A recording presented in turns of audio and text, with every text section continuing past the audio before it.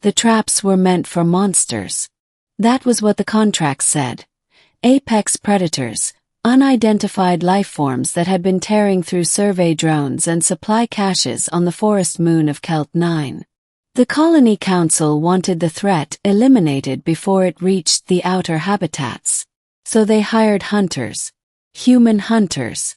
Rook Mercer crouched behind a fallen tree, breath steady, visor dimmed to night vision green. Around him, the forest whispered with unfamiliar life. Towering fungal trunks, bioluminescent vines, and insects that glowed like drifting embers.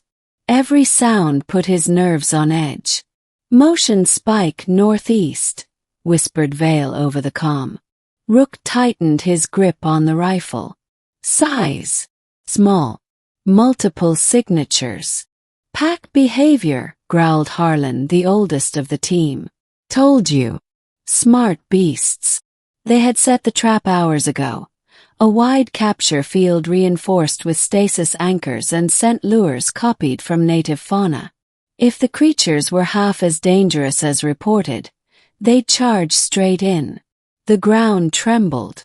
Shapes moved through the undergrowth, thin silhouettes, stumbling, uneven. Rook frowned. "That doesn't look right." Before anyone could respond, the trap triggered. Energy pylons flared to life, forming a shimmering dome. Whatever had stepped inside collapsed instantly, crumpling to the forest floor. But instead of roars, they heard crying. High-pitched, weak, terrified. "What the hell?" Vale breathed. Rook was already running. He dropped the rifle and sprinted toward the containment field. Inside lay not monsters, but alien girls. 3 of them. They were small, barely adolescent by human standards, with elongated limbs and pale, translucent skin stretched tight over their bones. Large, dark eyes blinked in terror. One clutched another, shaking violently. They were starving. Rook felt something cold twist in his chest. "Shut it down," he snapped. Harlan hesitated. "Rook, protocol. Now." Vale killed the field. Rook knelt beside the nearest girl, slowly raising his hands to show he meant no harm. "It's okay," he said softly, knowing she couldn't understand the words, but hoping she could hear the tone. She flinched anyway. Close he saw the scars. Restraint marks. Chemical burns. One girl's wrists still bore the faint glow of broken tracking bands. "These aren't beasts," Vale said, voice shaking. "They're people." Harlan swore under his breath. They carried the girls back to the camp wrapped in thermal cloaks. The aliens were light. Far too light. Rook could feel ribs through fabric. Medical scans confirmed it. Severe malnutrition. Dehydration. Exposure. Signs of prolonged captivity. "Slavers," Vale said bitterly. "Has to be." Kelt 9 wasn't officially charted. That made it perfect for dumping cargo no one wanted traced. The smallest of the girls stared at Rook from across the fire, eyes unblinking. Her pupils dilated whenever he moved, fear warring with desperate curiosity. He handed her a ration bar, breaking it in half and setting it on the ground between them. She sniffed it cautiously, then devoured it. The other 2 followed, eating with frantic urgency until Vale gently stopped them, fearing refeeding shock. "They're not feral," Vale said later. "They're scared." Rook nodded. "Anyone would be." They spent the night in shifts, watching for predators, but none came. Instead, Rook noticed something else. The forest avoided them, as if the moon itself was holding its breath. At dawn, the truth began to emerge. Using a translation mesh calibrated through basic gestures and shared symbols, the girls slowly communicated fragments of their story. They were Mirethi, a nomadic species from beyond the outer reaches. Their biology was adapted for arid worlds, not dense forests. They'd been captured during a border raid and sold repeatedly, each time losing value as they weakened. Eventually they were deemed unsellable.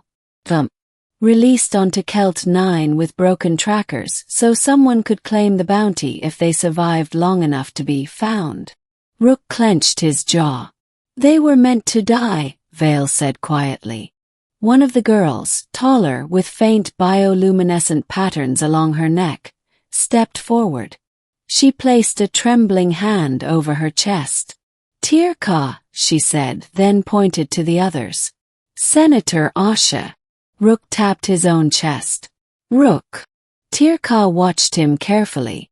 Then she bowed her head, a gesture of trust. Harlan looked away, jaw tight. We can't leave them here. No, Rook said. We can't. The problem was the contract. The Colony Council expected proof of extermination. Failure meant penalties, blacklisting, maybe worse. But when Rook transmitted a report stating no hostile fauna detected, the response came back cold. Continue hunt. Threat confirmed. They know, Vale said. Or they don't care. That night, drones circled the perimeter. Corporate security. Rook made his decision. We're leaving, he said. Now. Harlan stared at him. You realize what that means? Yeah, Rook replied. I do. They moved at first light, guiding the girls through the forest toward the extraction point. Tirka stumbled often, weakened, but she refused to be carried. Pride, Rook realized. Even starving, it remained. When the drones found them, the forest erupted in chaos. Pulse fire tore through fungal trunks. Creatures scattered. Vale returned fire, disabling sensors while Harlan covered the retreat. Rook shielded Sen as she fell, taking a grazing hit to the shoulder. Pain flared, but he didn't stop. At the clearing, the dropship descended through smoke and spores. They barely made it aboard.